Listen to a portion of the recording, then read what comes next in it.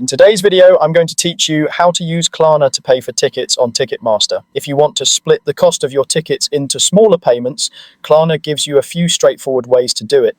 Availability and offer types can vary by location and account history, but the process is simple once you know where to tap and what to expect. I'll walk you through 3 options and share helpful tips so you can choose the one that fits your situation.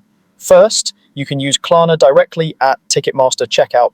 After selecting your seats and filling in your details, look for Klarna in the list of payment methods. Choose Klarna, then pick the plan offered to you.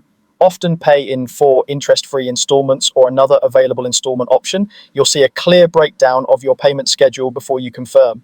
Klarna may prompt you to sign in or verify your identity, and once approved, you'll complete the purchase like normal. Your tickets are issued by Ticketmaster and Klarna sends you the payment schedule. Make sure the card linked to Klarna has funds on the due dates to avoid late fees. Second, you can shop through the Klarna app. Open the app and search for Ticketmaster. This opens Ticketmaster inside Klarna's in-app browser, where you can find your event and add tickets to your cart. When you check out within the app, you'll pay using Klarna directly with the same types of installment options. This route can be handy if Klarna doesn't show up as a payment method on Ticketmaster for your account but is available in the app. Third, you can use a one-time virtual card from Klarna. In the Klarna app, create a one-time card for the total purchase amount, including taxes and service fees.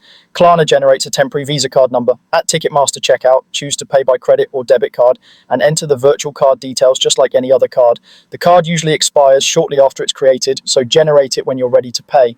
If your final total ends up higher than the card amount, the transaction won't go through, so be sure your set amount covers everything.